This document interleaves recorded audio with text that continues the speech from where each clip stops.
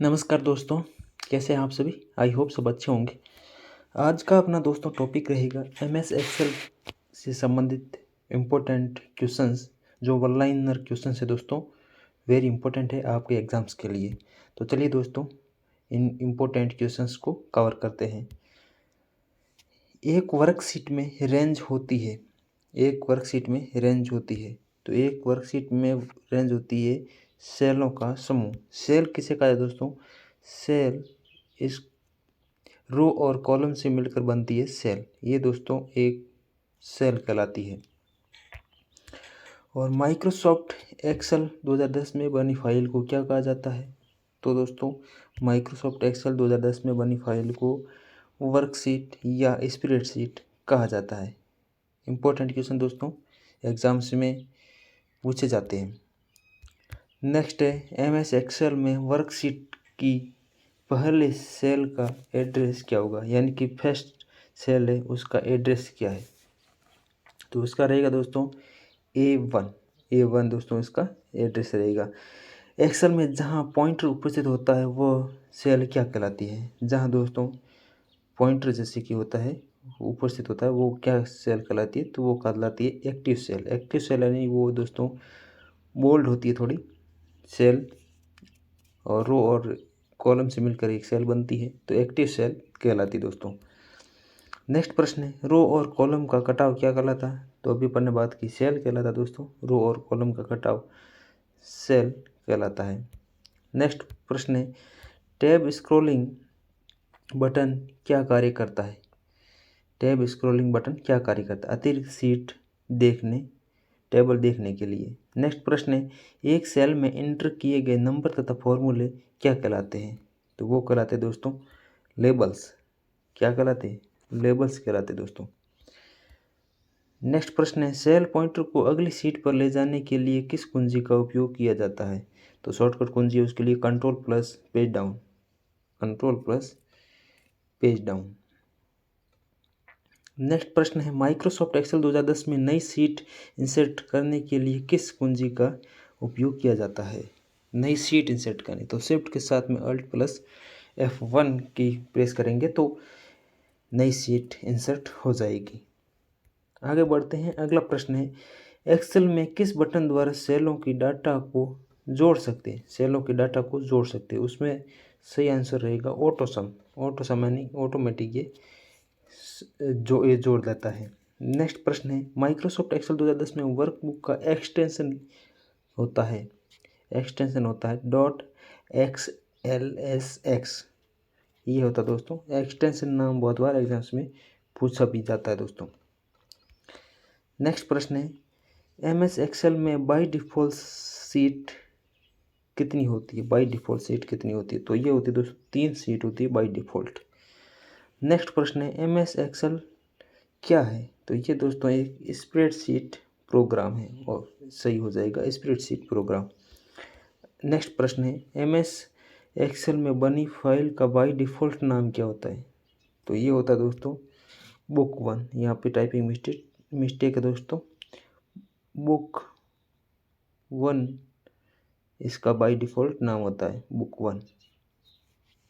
Next प्रश्न है, file खोलने, सेव, क्लोज एवं प्रिंट करने की कमांड किस फाइल में होती है? किस टैब में होती है? ये टैब है यहाँ पे, किस टैब में होती है? तो फाइल टैब में दोस्तों ये कमांड्स होती है। फाइल खोलने, सेव, क्लोज और प्रिंट करने की ये कमांड होती है फाइल में। नेक्स्ट प्रश्न है, एमएस एक्सेल 2010 में बनी हुई फाइल के प्रत्येक पेज को क्या कहा जाता है? तो प्रत्येक पेज को सीट कहा जाता है। क्या कहा जाता है? सीट। नेक्स्ट प्रश्न है, एक्सेल विंडो को कौन सा क्षेत्र सेल के मान एवं सूत्र को प्रदर्शित करता है? तो वो है दोस्तों फॉर्मूला बार होती है दोस्तों एक्सेल में बनी हुई, वहाँ पे दोस्तों ये दिखाया जाता है। नेक्स्ट प्रश्न है, एक्सेल में एक्टिव सेल के एड्रेस को स्क्रीन के किस भाग में प्रदर्शित किया जाता है? तो इसका सही आंसर है नेम बॉक्स। नेक्स्ट प्रश्न है, सेल पॉइंटर को वर्कशीट के किसी भी सेल पर ले जाने के लिए किस कमांड का उपयोग किया जाता है? तो इसका आंसर है गो टू। अगला है दोस्तों, सेल में कमेंट इंसर्ट के लिए किस मेन्यू का उपयोग किया जाता है। सेल में कमेंट, जैसे कोई कमेंट लिखना है तो उसके लिए किस कमांड का उपयोग किया जाता है, तो उसका होगा रिव्यू। नेक्स्ट प्रश्न है, एक्सेल 2010 में एक वर्कशीट में कितने कॉलम होते हैं। कॉलम कितने होते हैं, तो 16,384। 16,384 कॉलम होते हैं। इम्पोर्टेंट है ये दोस्तों, पूछे जाते नंबर्स। दो एक्सेल में कितने कॉलम होते हैं, तो 16,384। नेक्स्ट प्रश्न है, वर्कशीट पर हॉरिजॉन्टल और वर्टिकल लाइनों को क्या कहा जाता है, तो वो कहा जाता है दोस्तों ग्रिड लाइंस। Grid lines. आगे बढ़ते हैं, एक्सेल स्क्रीन को अधिकतम कितनी संख्या तक जूम किया जा सकता है, तो ये किया जा सकता है 400 तक। 400 तक दोस्तों जूम आउट किया जा सकता है। नेक्स्ट है, MS एक्सेल 2010 में एक वर्कशीट में कितनी रो होती है, तो रो होती है दोस्तों 10,48,576। कॉलम होती है 16,384 और रो होती है 10,48,576। नेक्स्ट प्रश्न है, एक से अधिक क्रमिक सेलों का सिलेक्शन करके एक सेल में बदलने की प्रक्रिया को क्या कहा जाता है, तो ये कहलाता है सेल मर्ज, यानी कि सेल जोड़ना, मर्ज करना, सेल मर्ज। नेक्स्ट है, चार्ट बनाने के लिए किस मेन्यू का उपयोग किया जाता है। चार्ट बनाने के लिए किस मेन्यू का उपयोग किया जाता है, तो वो सही होगा इंसर्ट। इंसर्ट मेन्यू का उपयोग करके चार्ट बना सकते हैं। नेक्स्ट है, सेल में दिया गया कमेंट क्या कहलाता है। सेल में दिया गया कमेंट क्या कहलाता है, तो ये कहलाता है दोस्तों cell tip. Cell tip. Next प्रश्न है, एक्सेल में एक रो की अधिकतम ऊंचाई कितनी हो सकती है, तो ये हो सकती है 409। 409। नेक्स्ट प्रश्न है, एक्सेल की एक सेल में अधिकतम कितने कैरेक्टर प्रदर्शित हो सकते हैं, तो 1024 कैरेक्टर प्रदर्शित किए जा सकते हैं। तो ये थे दोस्तों इम्पोर्टेंट MS एक्सेल से संबंधित इम्पोर्टेंट क्वेश्चंस कैसे लगे कमेंट सेक्शन में ज़रूर बताइएगा,